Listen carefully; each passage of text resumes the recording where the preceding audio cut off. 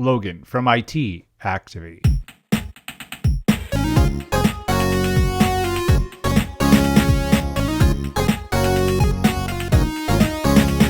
We are two best friends who happen to be psychic mediums. We do readings, we teach, we mentor, and we love to laugh. Yeah, and you know what? We love to cry too, because we're heartstring pulling leather truckers. Oh, warning, this is rated E for explicit, so if you don't like the word fuck, you should probably turn your ass around. Turn it around. Don't look back, run. But if you're sticking around, it's time for another episode of I'm a Medium. Ask me how.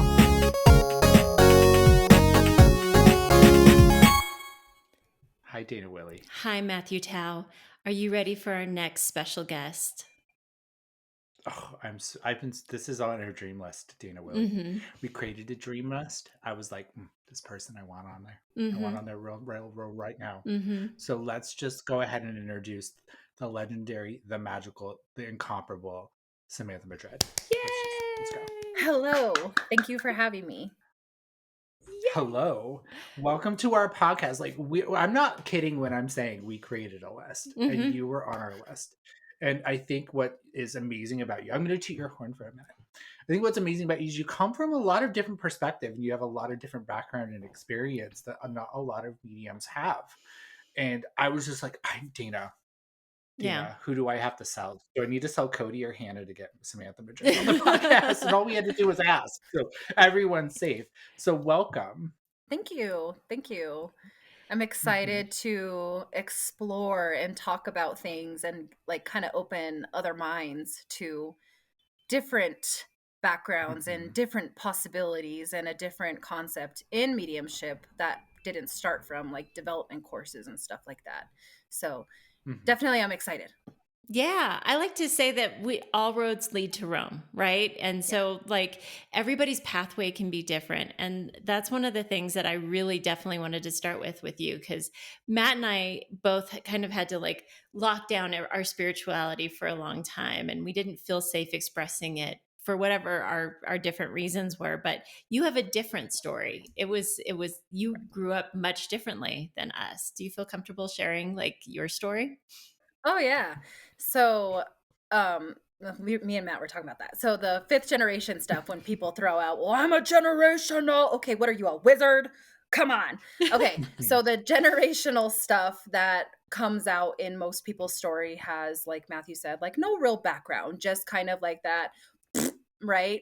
And I have factual generational people that have practiced magic in my life, and I grew up around occult and mysticism and witchcraft and healers. It's been my whole childhood, and my childhood was full of meeting these different type of people that were just so what are you? I don't understand.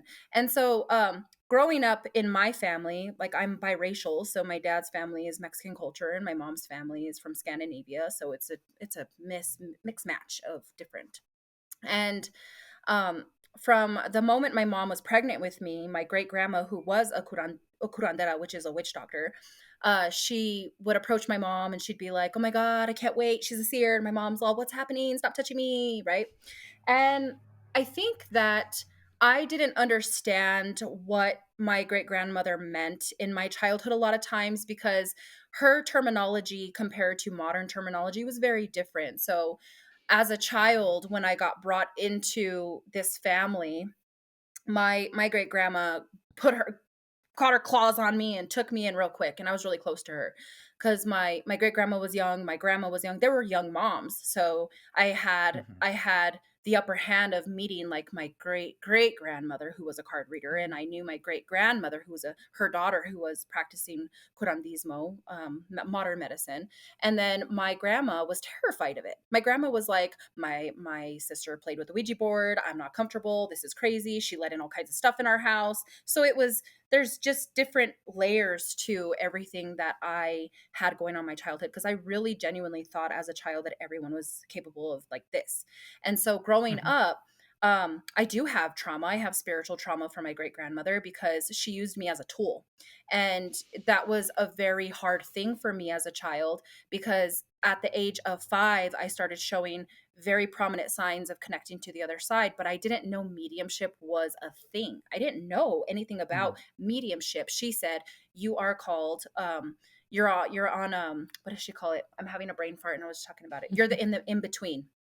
She would say, you're in the in-between. And I never knew what that meant. I was like, in between what? And she said, in between living, in between dead. You're in the in-between.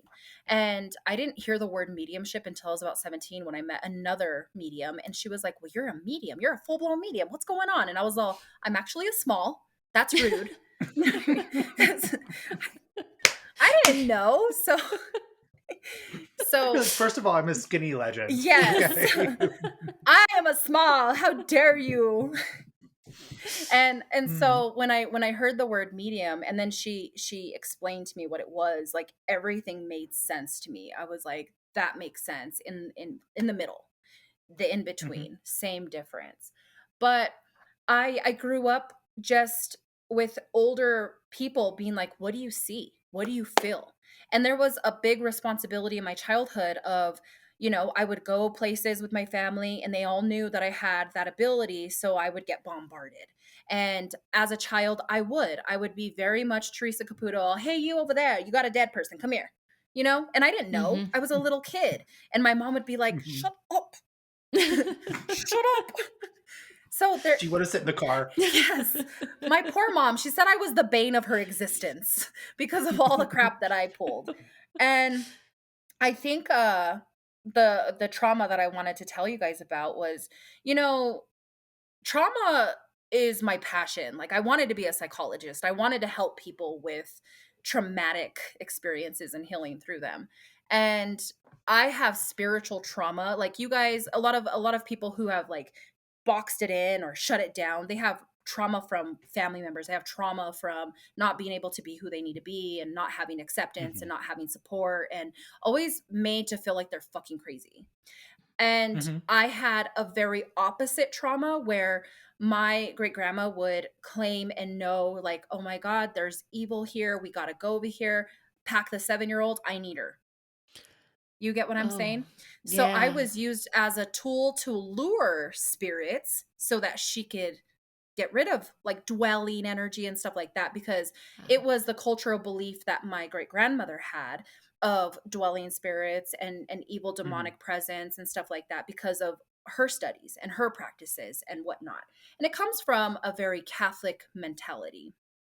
And so she had a grotto, and this grotto is this brick, beautiful cathedral style, like monument in her backyard. And it was full of saints. And she would take people out there and she would do healing practices. It's like modern Reiki. And she would do like limpia con huevo, which is the egg cleansing. And she would just cleanse them. She would read the egg. She would, and then I don't know, it turned into a trend. I got bullied for all this. And now it's a fucking popularity trend. And I'm confused. You get what I'm saying? Now all the cool kids are doing it. Right. I'm all, you guys bullied me. What is this? Well, you're made to feel different, and I think that's really hard. And because you've had all that support, regardless whether if it was wanted or unwanted, right? Yeah. You had that family around you that kind of understood you on a level that like our family can't keep up with. Yeah. And we can't have the conversations that you do. So it's wildly different of like we can have the same gift, but be put in different scenarios. Exactly. And just decide whether we choose to go this path or not, right? Right. But you had such a great support that you could even walk away from it and your family would be like, well, she's a seer, but she doesn't want to be. Yeah. But what really kind of like, I know with Dana and my story, it's like survival. Like we shut it down to survive, right? Because people can be mean. Oh yeah. And they can be misunderstanding. Oh yeah. And they can be cruel. And you kind of hit it on that. It's like, you make fun of me. And now it's popular on like TikTok. Like now everyone wants to wave their sword in the air. And I'm like, I asked you to LARP in the park and you said no. Like, what are you doing now? That's funny. Oh my God. So it's frustrating. So what, I know, like, is it hard for you to like kind of like you have the heritage of the religion and the practice, right? Mhm. Is it hard for you to just kind of decide like what your own experience is with spirit versus like what you've been told? Like, have you struggled with that in your learning and your development? Oh, absolutely, because I was brought up to know that like there's demonic energy. I was brought up Mhm, to believe that there's dwelling spirits and a lot of scary nightmare type stuff, right? mhm, And my own experiences like as a medium, I've never felt like a spirit has been trapped anywhere. Like Mhm. every time mhm, I've had the experience to speak to a spirit, they're asking, like, hey, you can see me? Holy shit, this is cool. Like, can we talk? And mhm, so I would challenge it. Like, my great grandma started having strokes when I was 14 and she passed away. She had a massive stroke and her heart failed. And until the moment that she passed away, she told me, teach their own. You believe what you want to believe. I'm not going to ever be mad at you if you disagree with the way I believe in things. You need to figure out yourself. Like, oh crap, when I was like, I want to be a card reader and I was 10, they were like, okay, well, here's a deck of playing cards. And I was like, okay, teach me. She's like, no, teach yourself. You got to learn yourself. That's your Mhm. way of doing it. You figure it out. And I did. I struggled because I would be told, okay, well, we need to come here because there's a dwelling spirit, like in my teens and stuff like that. Like, we need to come over here. There's a dwelling spirit. The person is very haunted and blah, blah, blah. And I would be like, it's empty. No one's here. What are we talking about? So I've had to like go to a lot of places and, mhm, tell them, I'm sorry, your place isn't haunted. Like, yeah, there's a negative energy here, but it's your negative ass. Mhm. Like you're causing that weird energy here. You're bringing it here. mhm, Because every spirit that I have encountered, like, yeah, I've encountered some dark vibrational spirits and that has been weird and they are weird as hell, but I've struggled with that because I don't feel like spirits get stuck like, "Oh, you died there, you have the same outfit and you're just stuck there." Mhm. What? mhm. I don't ever see their clothes. I don't see them naked though. No, But never. like I'll see features or I'll see like Yep. certain things that they may have like favored, like a favorite jacket or like a favorite hat or something like that. But it's weird. Like, and then like Hollywood really fudged everybody up too. And Mhm. so, yeah, I've struggled with that. So there was permission though, which was cool. Is like you were saying, your grandma was like, "You teach your own. Like it's okay that you Mhm. you don't adhere to what I Right. believe," which is really cool.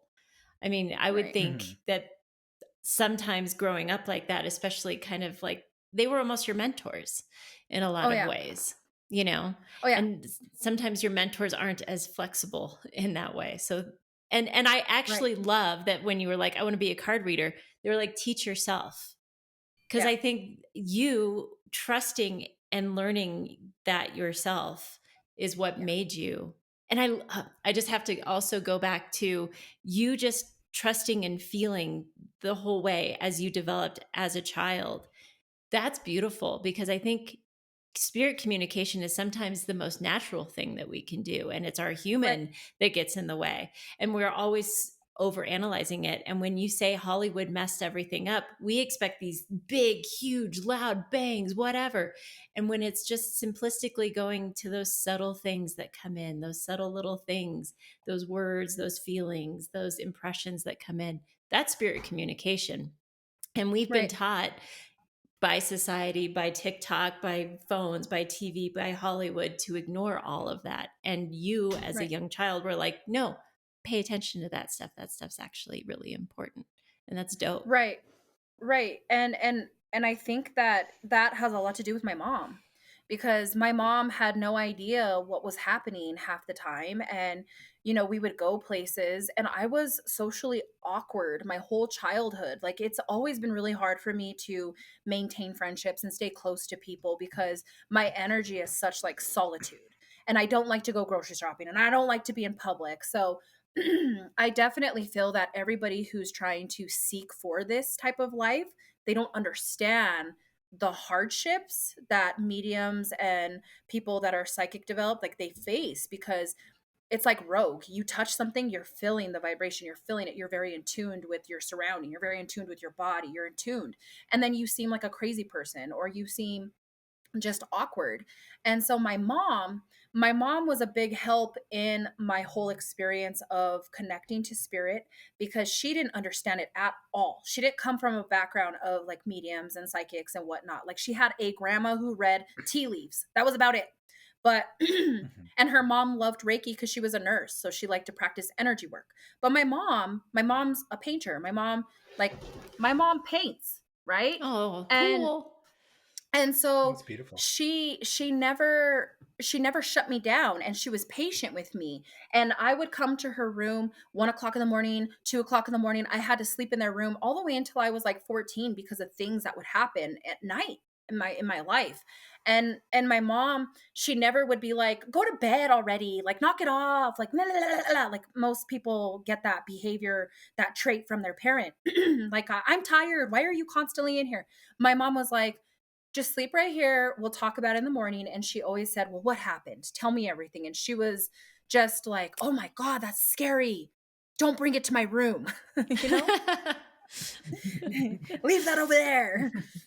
You keep it away from me. Right. I think that's really, it's hard because I can look back and just sleeping with my parents because I was terrified of my room. Because you don't Mhm. also have an explanation, and you're also not building your discernment when you're a little kid, Hmm. right? And it's so easy to read into what the boogeyman is and that information that's coming through when it's just a spirit that's maybe has an experiencing like negative things in their life that's impressing it upon Right, us, right, right? right. But as little kids, we can't decipher that. So it's scary and it freaks us out. And so our parents protect us. And I think that's really cool that your mom kind of stood back and was like, hey, like, tell me everything. Tell me Oh everything. yeah. I think, I know in my experience, and Dana, I'll let you speak on yours. I was even uncomfortable even telling my parents about it. Right. Like, I would have rather looked like a wuss sleeping with my parents than to tell them that I was seeing things because I had the TV kind of being my babysitter growing up. And what happens to everybody that says they see something? Right, you're watching too much You get locked TV. away. Yeah. You get locked away, or you're told that you're imagining things. Right. So nobody was hearing me. So that's cool that your mom was like, tell me everything. And my cousin has struggled with that too, because he definitely has the same gifts as I. And he Hmm. definitely was a latchkey kid. So he didn't really have, his mom was in the military. She was busy all the time. So she didn't really have Hmm. the proper way of helping him through those moments of seeing things. So totally, you just told my cousin's story right there. Like, he was terrified Hmm. to speak about it, and I was like the only person he could be like, there's something in my room, like I don't know what it is, I'm scared. And I was like his protector. So I walked through this path just being very ornery, being very stubborn, and just like, no one's going to tell me how to be, no one's going to tell me how to live. Like, if I want it, I want it. And I've had normal careers. I did nursing for a while, I worked in a hospital. Like, I've had normal careers, but none of them made sense. And I was always finding myself in this weird hole of like identity crisis, and feeling everybody's vibration, and just being like, I'm lying to myself, like I'm not being who I need to be. And so I think that having a support system is very important. And I think a lot of people misinterpret the whole like development system. They think that, oh, well, you just want to control me. You just want to tell me how to do it. You just want to, no, let us understand where you're at with your development. Let us give you a little bit of tips and tools and help you accept it for yourself. And I think Mhm. that's where Hmm. people struggle with wanting to do development, is they think that it's like joining a cult. Like, Mhm. they automatically think that. And it's not. Development can help you, because you don't have to go through a development class and agree with them. You can Mhm. gain Yeah. perspective, you can hear other stories, you can understand where other people who are like trying to get to a place with it and understand it and accept it. Because we don't even have all of the scientific proof or anything to give us factual shit that what goes on the other side. Like, I have people all the time tell me like, well, why don't they have human emotion? Like, why do they not? I'm like, because you're sitting there with that emotion. Like, you have to be the unbiased vessel. You have to take their stuff And yeah, sometimes you'll cry. Sometimes you'll cry because Mhm. you're like, you feel that sadness between the disconnect between that person who was living and the person who's still here. But that doesn't mean that that spirit's like, now cry, cry for me. Mhm. Like, Mhm. cry right now Mhm. for me. Like, they know, they're like, I want them to understand that everything's all right. Like, I'm Mhm. still in existence, but I'm not physically there. And that's the hard part, right? Mhm. And Mhm.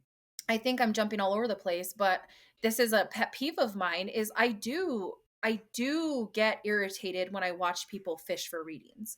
I do. Mhm. And you know, like COVID happened and then all of a sudden everybody was a psychic medium and I was like, "What?" Like Why? Well, I think people got really sensitive during COVID, right? Because oh, there was a lot of fear, and so they invested in the frickin' the schmavel schmannel. I can't say it because just in case, but um, that was on repeat a lot in a lot of homes. If you notice, like a lot of their television shows, like I know somebody that works for the Travel Channel, and they said their ratings were the best that they ever had during 2020. Mhm. from Hmm. from where? The The Travel travel For Channel, channel. the the The Travel the travel. Channel. Travel Channel, the Travel But Channel, who yeah. on the Travel Channel? We'll talk off. We'll talk off. We'll talk But off. but We but got the you. thing But is like I've mhm, also just being in the industry, how many phone calls did you hear about people being like, my house is haunted and things like mhm, people started those occurrences started like the because all of that energy just like you were saying earlier, that negative energy in people's houses, that was their negative energy in their house building up. And there was a mhm, lot of that going on during COVID as well, because The people were thing stuck in their is like houses. if you think about it, it's very biblical in a very weird way because it's like you strip the wool from the sheep, then they see. Hmm. So mhm, it's almost like yeah, like COVID happened, everybody was forced to stay at home. They had nothing better to do than to pay attention. So Hmm. then they all started mhm, to understand, hey, okay, there's something here that I thought was baloney this whole time. And I think everyone's capable of a higher connection, but I don't mhm, comprehend why people get a deck of cards and then they automatically are psychic. Like I don't understand that. Like Hmm. why don't you explore? And why is psychic like the best thing you can be? Like why can't you be an intuitive empath or a intuitive advisor? Like why are Hmm. those terms left out when everybody's like, "Well, no, I own tarot. I'm a psychic." What? I don't Hmm. understand that because claiming that you're psychic has a huge responsibility because what do psychics do? They see the past, the present, and the future. So psychics, they love haunted places, right? Because they're like, oh, residual energy, fuck yeah, boner, right? And then you take a medium to that same place and they're like, I don't get it. like I feel nothing. There's no spirit. They're like, it's been said. Oh. It's been said that they walk this same plank every single day. And it's like, Mhm. and psychics are like, yeah, they do. And they're angry. And mediums are like, I don't get it. Is this thing on? I don't see anybody walking this stupid plank. Can Hmm. someone please point me in the direction of the real spirit here? Like, Hmm. it's Well, frustrating. that all goes down to like misinterpretation of evidence, Hmm. right? Because we misinterpret what we feel as psychic versus medium, Hmm. right? Because feelings are the language of spirit. It has a feeling with it. We know, we feel it. When it's residual energy or if it's psychic, we understand it feels hollow to us. So I think Hmm. we kind of understand energy a little bit more. And it really, I chaps my ass, girl, chaps my ass I when got people are chapstick. like, this is spooky, ooky. And I'm like, but it's really not. How much of that is your own interpretation, or how much of it is because you've already known the story before walking into Yeah. this, Hmm. Yeah. right? Because one thing I know about paranormal investigations, and especially on TV, is they all tell each other the story. Oh And so gosh. by the time they end up getting any information, they've already had this pre-assumed uh, story that they can run by, and they're just making it fit every single criteria. What happens if you walked into that space as a medium and you knew nothing Oh god. Hmm. and So you were able to prove what happened, so that's what I do with my right? development classes. Okay. Mhm. Talk more about that. So I take students, I make them go through like a 6-week phase of figuring out what energy type they are, because I do not tell all my students, well, you're psychic. I'm like, you figure it out. You tell me what you are, right? Like, you tell me, like, I'm going to give you all these tools and you tell me what you are. And I'm cool with that, right? So once they kind of get to like that 6 week, I take them on a field trip, and it's always random. And I just give them like, hey, we're just going to go to this town. And all I tell them is supposedly it's haunted. We're just going to figure it out. And I don't tell them anything. And I bring paranormal equipment to see if like they get any type of like that stuff, and then they can interpret it for themselves. Well, I ended up taking them to this ghost town, this mining town that's like a couple hours away. And like I knew the story. But I didn't tell them shit. I was like, I want to see what happens, right? So I take all these students in, and some of them are like, oh, I'm tough, I can handle this. And some of them are like, I don't really like this stuff, but I'm gonna wing it, I'm gonna go with it. And we do it, and we're like involved, and all of a sudden the house starts moving by itself. And I'm very logical, so I'm like, is there a vent, is there a window open, let's figure this out, right? And it was cool because I got my students, and each of them had their own experience. Some of them had very psychic, like residual energy, and they could tell that it was like residual energy, like they can feel the vibration of the movement of the house when it once was. And it was an old general store. And then I had a couple like mediums in there that they were like, oh my God, the owner's wife she's talking to me right now. She's telling me how she loved this place. And like none of them had a very scary experience until like deeper into the night, when the father of the house, who was deceased, started like yelling at us from the other side, like, this isn't your house. What are you doing here? Get out. So it was cool to watch my students not know who, what, when, where, why, and like them and they all came together, and they all had similar stories, and none of them had talked about it because I separated everyone. I was all scatter, go have fun, play with the equipment.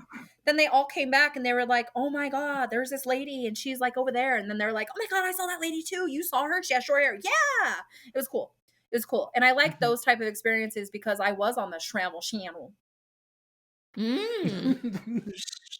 I did an episode. Yes. And I fought with that host off camera so bad. I love you. I just want to say that's that. awesome. I was like, I'm not gonna lie for you. Like, was that a machine? What are you doing? Oh yeah, I fought with him. It's hard because we want our work to have validity, and we want to have our credibility, because really, if you look about our work, it's integrity, and everything that we do has to have integrity. And if we compromise that, then what are we pushing this work forward? And it just kind of looks at those naysayers and skeptics of being like, you are right. Right? But we work in integrity and honesty. So when somebody asks us to do something that's compromising our morals and you're standing up to it, I love you. Oh yeah. I just don't toy with it because I grew up with it. So I'm like, I'm not gonna fake it to people. If it's really like legitimate and happening, like I would rather people know it. But when people claim so much weird stuff like constantly, it's like, why are you the pin in the needle, like in the haystack, the needle in the haystack that this is constantly happening to? And there has to be a physical, like I have a doll and the doll laughed and I haven't heard it since. And I'm like, okay, I'm waiting for it to happen, and I'm having cameras up, and I've never experienced that before because I logically walk in my store, I hear laughter from the back room, and I'm like, where's that coming from? And I'm thinking, is it the pigeons up front? Is it the dog next door? And I'm walking around the whole complex like, who's here? Right? And I haven't heard it since, but like weird things do happen. But I feel like what TV is doing to people is it's making them hyperfixate on the thrill of it, and they don't want to have understanding. They just want to mark it as evil, mark it as like, oh, it's bad. Oh, it's bad. And they don't want to give it any like, oh my God, I really want my Nana to visit me. I miss her so much. And then the cabinet door opens. There's a demon in here. No, like it might be your Nana telling you to put your dishes away. In a past podcast, I had mentioned I was watching the same channel, and the guy died of like 80. He was like 81 years old, Yeah. mowing his lawn, had a heart attack, and she was like, "A demon took him," and I'm like, "Wow, these demons are really busy." God, man. Maybe he was just 81 years old and with a bad heart. It could have been. I don't know. Yeah. No, I love how you just let them discover on their own who they are and find their own path. Because I think that we all find our own path. And I don't, going full circle to where we started, there is more than one way to roam, right? And I think that we all, like all three of us, are different mediums. And there, as long as you're ethical, and I love that you're grounded in how you approach stuff, and you're looking for the why of why something happened first before you're like, yep, that's it. That's that. That's a J-man. I feel like such a party pooper in the spiritual community because I'm like, prove it. Like I feel a little bit bad because I feel like I'm the party pooper of Orbgate right now. Every party has a pooper. That's why we invited you, party pooper. That's me. Like everybody, if I have to hear one more time that there was an orb on a TikTok, I'm gonna freak out because I'm like, it's a light. You can see there's like they wave their arm and then the dust. It's dust. It's pet dander. Like, do orbs happen? Yes, they do. Do orbs happen every freaking time somebody's on a live? No, they don't. Let's have some discernment. And like when magical things happen and amazing things happen from spirit, it's beautiful. It's the coolest thing ever. But have some discernment. Think with your critical mind. I don't know where it happened, where we lost critical thinking in spirituality. Like, I feel like when people embrace spirituality, they absolutely, but I feel like there's this thing that happens where they're like, I'm going to embrace this spiritual part of me, that they let go of their critical mind and they like deep dive. And this is, I think, where spiritual psychosis comes in and all of this other stuff. And it's like, keep critical thinking, keep being grounded. It's really important. Yes. Samantha, you kind of touched on this a little bit, and you kind of going back to like development. I think a lot of people steer away from development because you're right. We're gonna strip away what your religious beliefs are. I ain't drinking that Kool-Aid. Yeah. What they really don't realize is that we just ask you to hold your shit aside and just come from a standpoint of being like, how great are you if you just step out of the way and just learn to step out of the way. Hold your beliefs aside for just a fucking second. And just step out of the way. Right. And just work on your ability. And then you can bring back your religious belief back into it and create a practice that works for you. But we need to teach you the mechanics of getting out of the way and then finding out what's possible, right?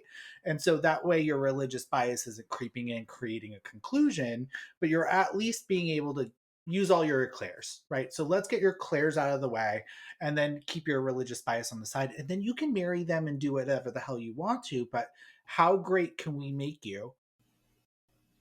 Understand that it's a limitless potential. Right.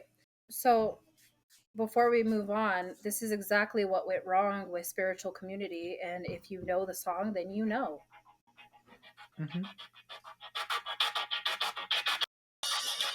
All right, copyright. Yeah. That's why I did it. I know the whole thing. Just a little bit. I love it. But that's where it went really wrong. Is true.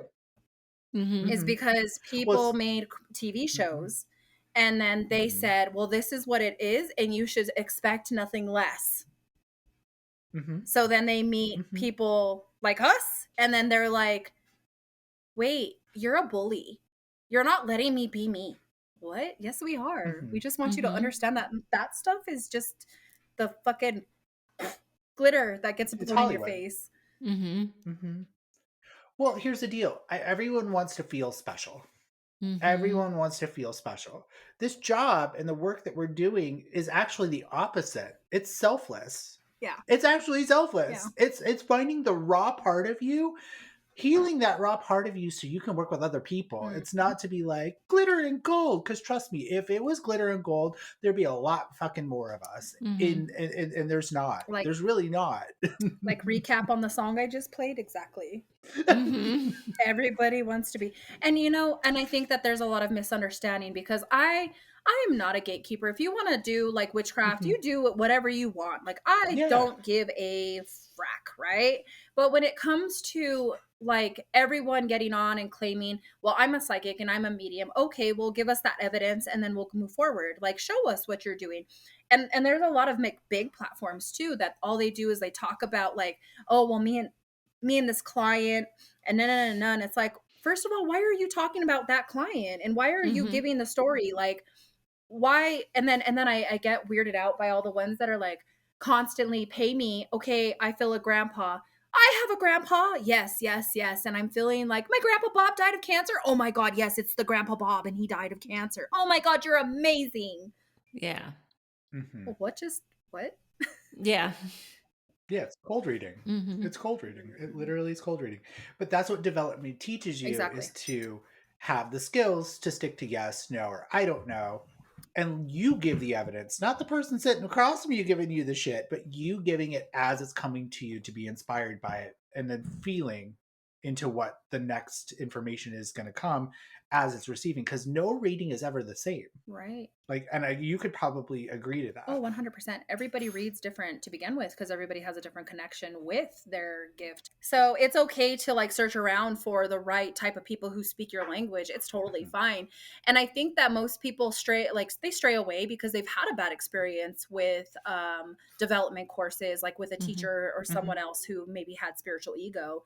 And I've met a lot of people like that along the journey, is that a lot of people who think that they are, God's favorite child for some reason, they will have spiritual ego, and then they will, okay, you are not doing it like I do it, I don't approve of this, and then they just kind of gatekeep your own ability to grow. And I feel that people stray away from development too because they have imposter syndrome. They can't Hmm. understand their own gift because they were told that they never had the gift, or they were delusional, or they were bipolar, or they were schizophrenic, or they've had the public really bully them on things that they were legitimately feeling.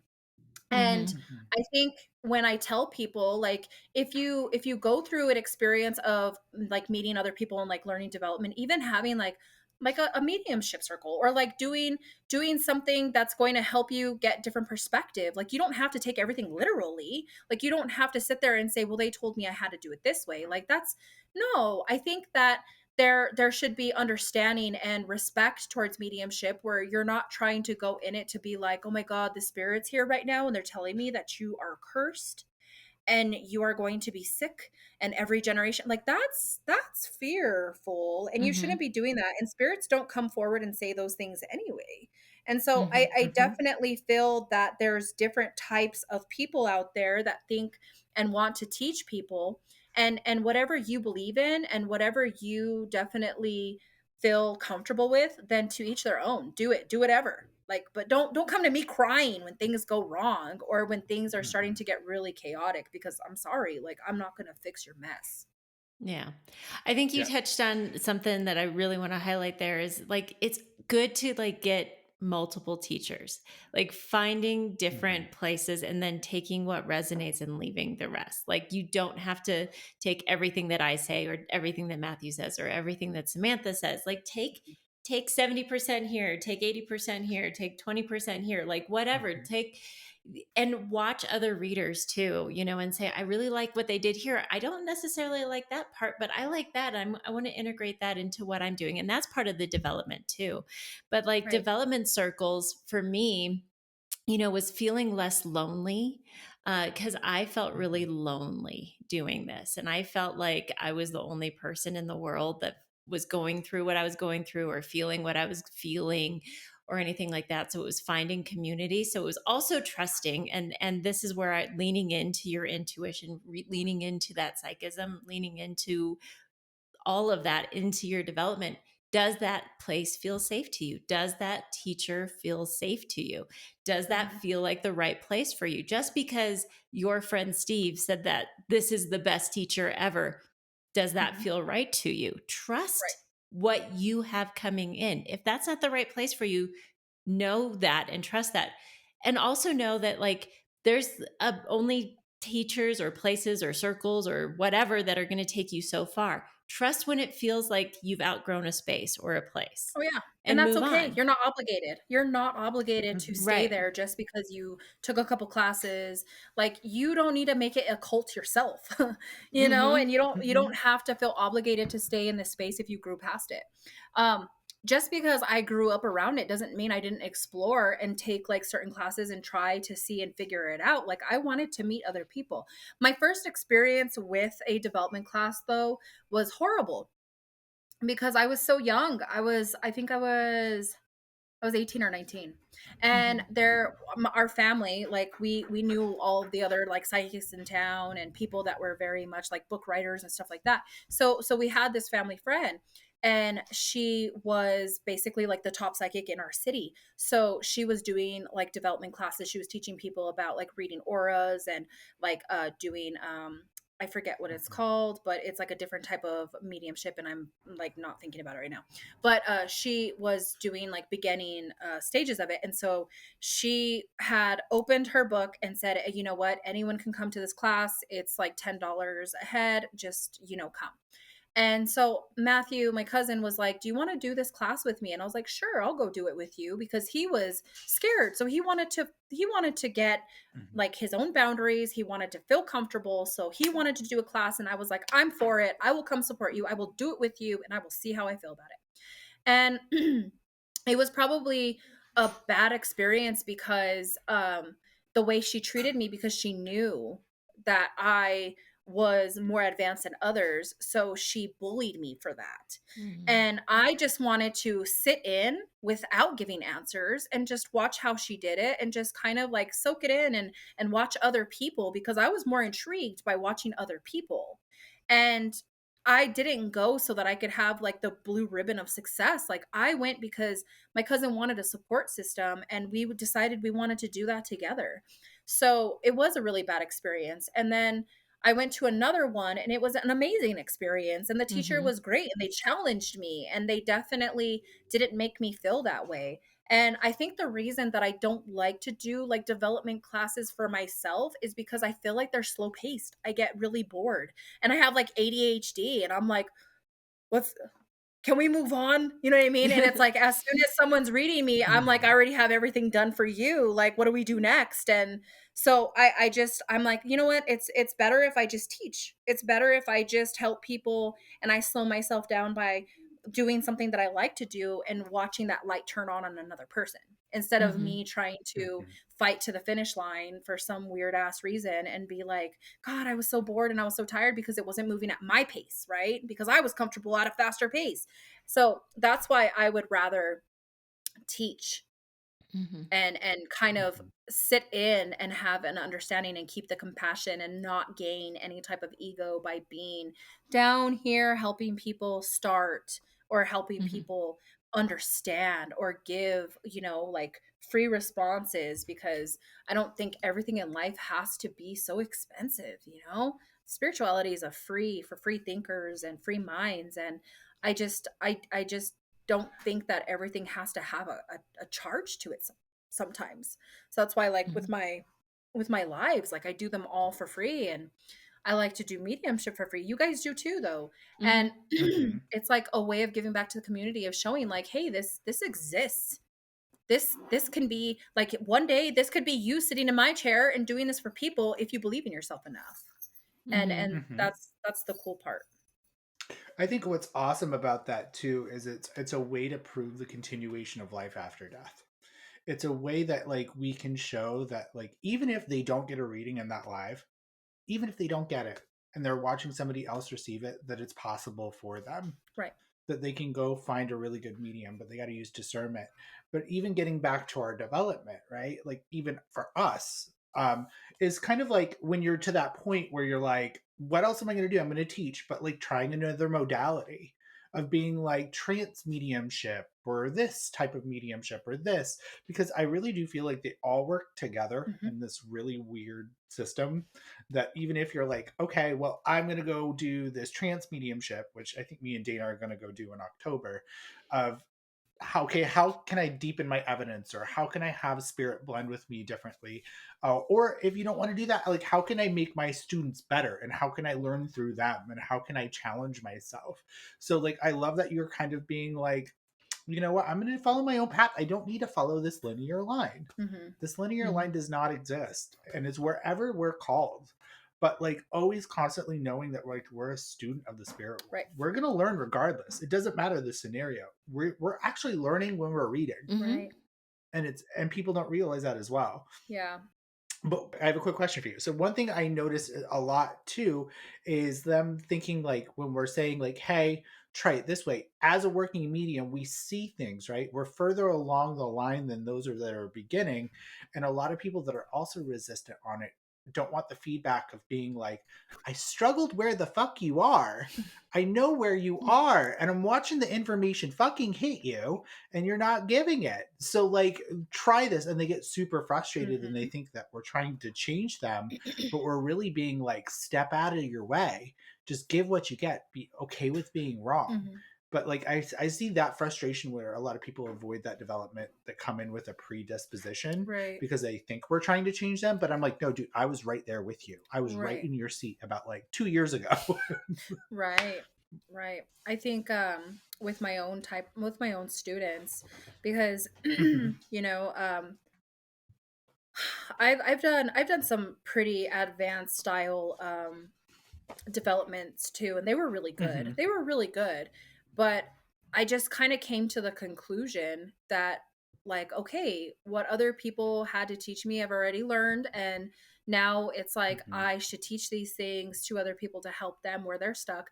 And that's kind of the way that I host my classes. Is it's not just one way of doing it. It's like, you Mhm. know, tapping into various types of reading energy and reading and tapping into the other side. I had my students do a cold case too, and they Mhm. got everything correct without even reading the case.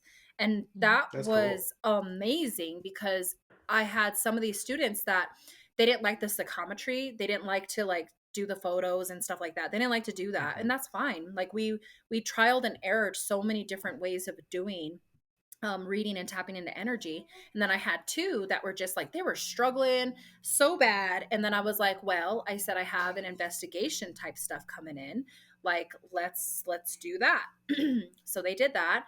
And two of them just totally like let go and went all the way in, gave all the evidence, the proof, everything. They were like pinpointing, they were giving like initials, and it was like, see, that's what your gift is. Just because you can't do Mhm. this doesn't mean that you're incapable.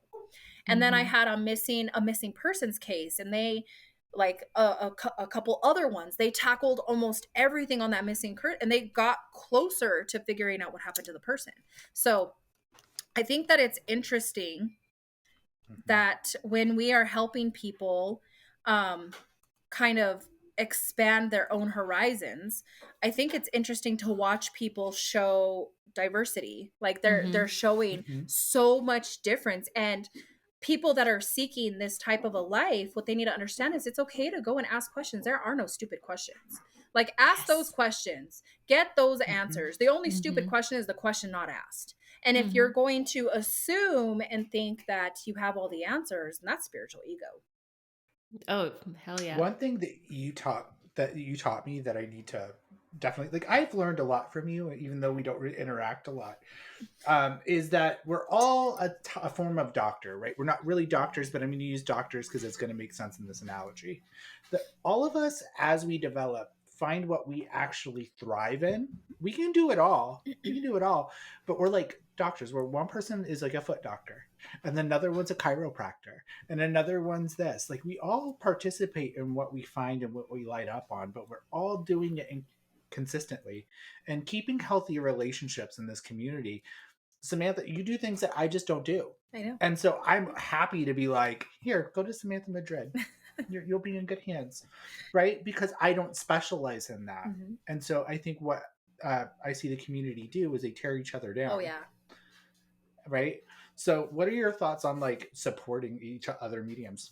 I'm very supportive because every medium has, like, first of all, I'm not going to support a medium that I mentally don't or haven't had an experience to see them do mediumship. So I'm not going to like Mm-hmm. blow on my platform just cuz I like you. No, if I saw that you gave evidence, if I saw that proof there, then yeah, I'm going to be like, "Hey, you know what?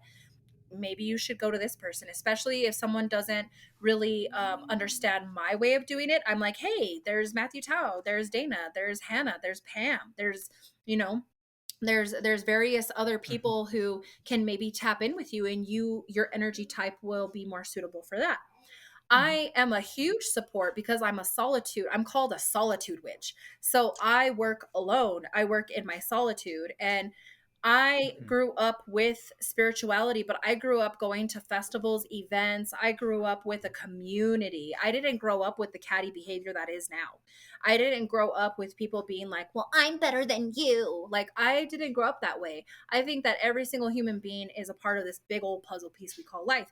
And I also think that every single person has a capability of connecting to higher source. They just have to figure it out. They have to heal. They have to do some trauma work. They have to do some root work. They got to figure out who they are. They have to stop trying to be like the copy paste version of their friend. And I also tell people all the time, like, you don't have to just go and be like, well, I want to be a medium. I want to be a psychic.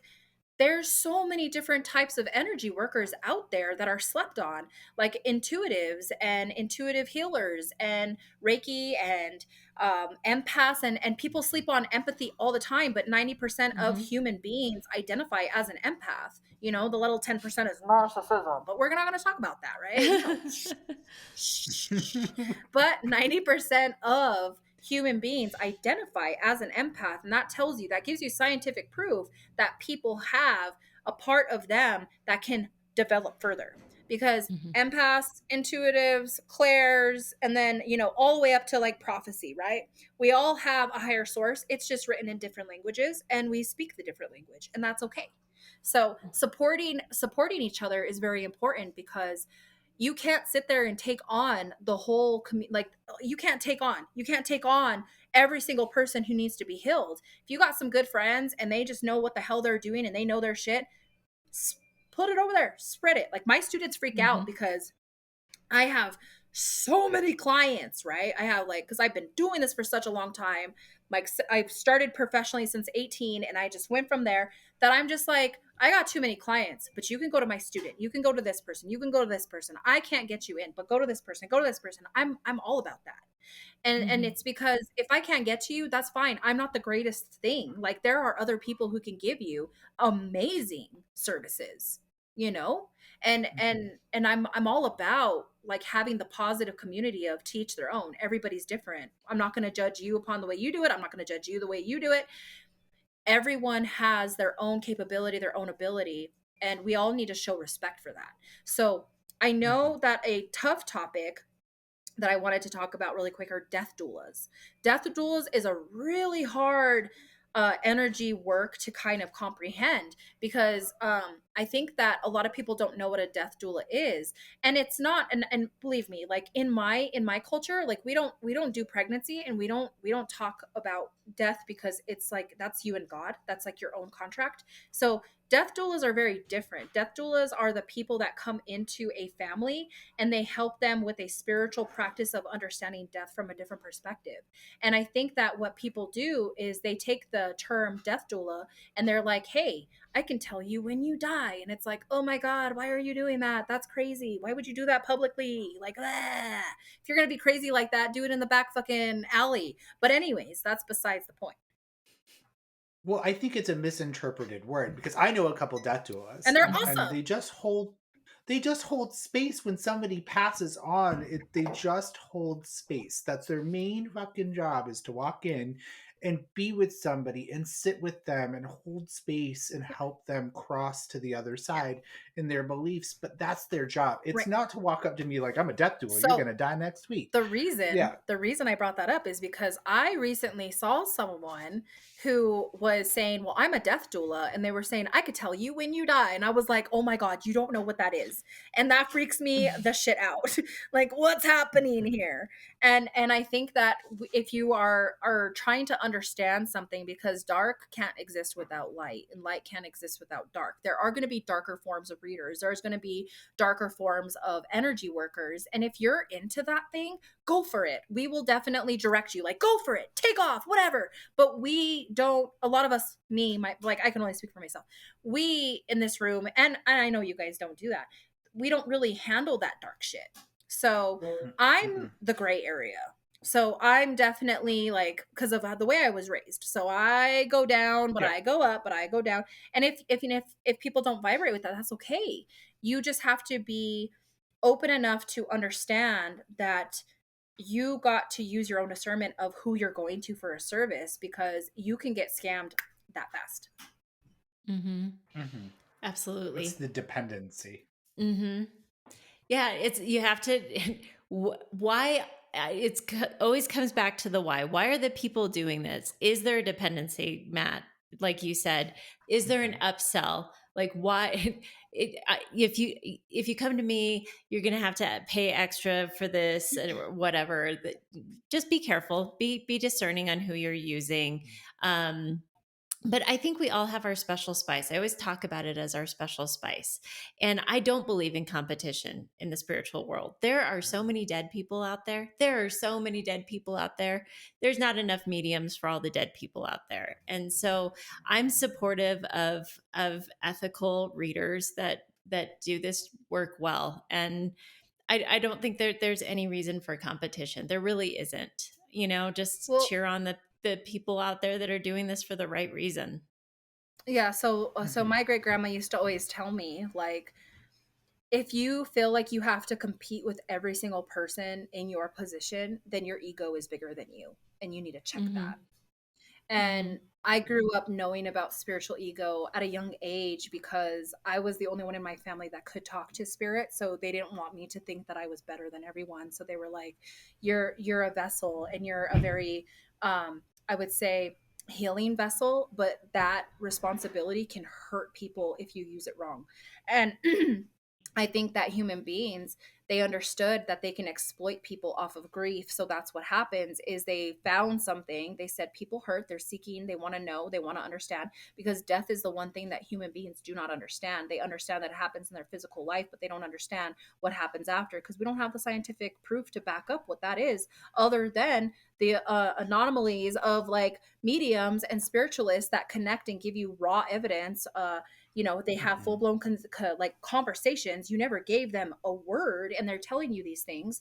They're telling you that it exists. So people, they saw that and they were like, hey, it's a quick way to make money, and I could make money off it fast. Now, growing up with curantismo has had a bad reputation for quite a while, and that's because people have been exploited by bad practitioners, where they come in and they do fear mongering, where they're like, yeah, I can help you, and this is what's going on. And then they read you, and they actually give you a good reading, but then they tell you, you have to donate to me every month in order to stay clear and clean. You have to send me money, or your daughter's going to get sick, or your son's going to get sick. And that's a bad reputation that's happened around Mexico for a long time, is that there was bad curanderos and bad curanderas. And so I definitely, whenever I meet people that have had those type of situations, they always ask me, well, how much do I have to send you a month? And I'm like, what? You don't send me anything a month. Like, when you see me one. And my goal in curantismo is to practice a healing ceremony that you don't need me again, that you actually feel liberated from that energy that's been stuck around you. And so every single person that has gotten a cleansing from me, they'll hit me up years later and they're like, hey, I just want to like touch base and maybe get another one, because everything's been fine since. And that's the way that real healing works, is you don't need to go to a practitioner once a week. I don't let people see me but once a year. Like, I'm like, you can get a reading once a year from me. And I don't let people get like codependent on me, because I'm like, no, if you're that dependent, then we need to get you into some therapy. We need to find you a therapist, because I feel like people will see people that are like psychic, intuitive, they're healers, and then they're like, okay, this is cheaper than therapy, but you may really need that therapist. And there's so many therapies that you can actually get that are very beneficial. You don't just have to go see a shrink. You can see a grievance counselor. You can see an emotional counselor. You can see a child trauma counselor. There's so many different types. And I think people just are afraid to be categorized as crazy to go to a counselor when they need it the most. There's trauma coaches, there's life coaches. You don't need a psychic. Like I tell people all the time, like my whole goal in life is against my own practice. It's funny, but it's like I want to get you to the point where you don't need me. Like you don't need a person like me because you're self-sufficient. Empowerment, baby. Empowerment. And so I share with the community all the time. I'm like, hey, I don't have time. Hit up Dana, hit up Matthew, hit up whoever, hit up Pam, hit them up. They're great mediums. They could probably help you because shit, I think my first opening is like November 17th right now. So like I don't have a lot of space. So I'm all about sharing. I share so many clients with whoever I feel is a good practitioner. You lit up my soul when you were like, I don't want you to need me. Yeah. I don't want you to need me because psychic dependency and psychic addiction is a real thing. Oh yeah, it's like it's fucking placebo effect, bro. We help you ignite that serotonin production, and then you're like, oh my god, oh. So I have people all the time tell me like, why do I always feel so good around you?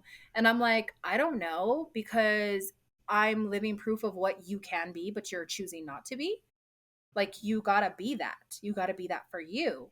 And so that's the one thing that I teach is I'm like, I'm not jumping into mystical shit. I'm not jumping into psychic of anything. We're going to talk about your confidence. We're going to talk about your self-esteem. We're going to talk about where you're stuck. We're going to talk about your traumas. And then we're going to psychically develop you off of that. That's awesome. That's dope. That's an awesome approach. I love it. No, 100%. I would say a good amount of some of my psychic readings that turn into life coaching. I'm like, so let's unpack this because you got some stuff here that you keep on this you've done this and this and this over and over and again. Let's talk about that. Right. But that's the healing, right? And it should be pushing you forward. You should be leaving space better than you came in. And it should be an empowerment thing. I love it. Yep. I tell people all the time, if you walk away from a reading and you're confused as fuck, you need to figure that out, because you should never leave a reading feeling more confused than when you walked in. And that's for mediumship. Yes. And that's for psychic readings. It's for any type of reading. If you leave and you're confused, and don't get me started on the whole fucking everybody's your twin flame. No, it's a trauma bond. It's a trauma bond. Like that shit itches my asshole. Like I'm like, how come everybody wants their ex back? How come everybody is seeking their soulmate? Like, why is it that people think that you need another person to be whole? Why can't you be whole for yourself? Yeah. Do we need to play the song again? No, because YouTube will block it.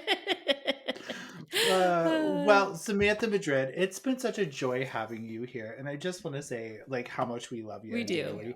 But where can they find you? I know you have a podcast. I know you got a podcast. It's called Shit My Psychic Said, okay? And Matthew had to go back to work for a little while, so we haven't fucked with it, but he's actually quitting his job in March. So we're going to go back on and start telling stories of our life and our childhood and just talking about the randomness that we just talk about, because if you've noticed, he hasn't really been around. It's because he works for Child Protective Services. So he's been really busy dealing with a lot of crazy stuff right now. So that's why our podcast has not been touched in a couple months. It's called Shit My Psychic Told Me. And then you can always find me on Instagram at sacred.moon. It's spelled SAKRID moon, MOON. You can always find me on TikTok under Psychic Samantha Madrid 751. Yeah, 751. That one is my only one. I don't reach out to you. I don't call you beloved. And if you are a scammer, I will fuck with you. Yes, she will. Yeah. You do the same shit. I'm all, oh my God, you can help me? They're like, yes, beloved. What did they say? There's a line at the end where, like, when you catch them out, they'll call you a name. and then I take in that name, and then when another one messages me, I just insert the name, and they're like, "Oh, bro, you must be like 3 cubicles down." I'm sorry. You're the worst. Like, you're the worst because you figured out they were the scammer. Like, you're the worst. Mm-hmm. Oh God, Yeah. I had a scam. Yeah, they call you a name. I had a scam call saying that they were from the Google, and that they wanted to help me with the Google to up my experience by paying $19 a month for the VIP business corner for the Google.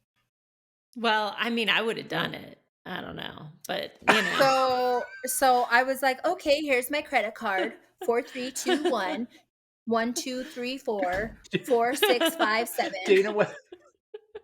Dana would have fell for it if they said, "Hi, this is the Taco Bell." Yeah, I would have been like, "I'm here." What is with the Taco Bell thing? I'm so confused. Is it just your favorite Taco Bell? It's your favorite gourmet restaurant? Not gourmet. She keeping him in a business. It could be considered gourmet. When I eat, it's when you eat your feelings. Like when you know, we all have that comfort food. Like when I go to eat my feelings, it's Taco Bell. Really? I don't have a comfort food. I just starve myself. So burgers, Taco Bell, and nothing. Under depression. She's a What's your depression look like? Well, mine looks like a bean burrito. Mine looks like that. Leave it in the comments below. My depression looks like the bridge. I may be there later. We love you all. Huh? You're in our hearts. She's gonna come back for another episode. Yes. We're gonna do it. But thank you, everybody. We love you all. Thank you. In our hearts. And Dana, take it away. You are the light of 100,000 Taco Bells. Bye. Bye. Bye, everybody. See ya. See you.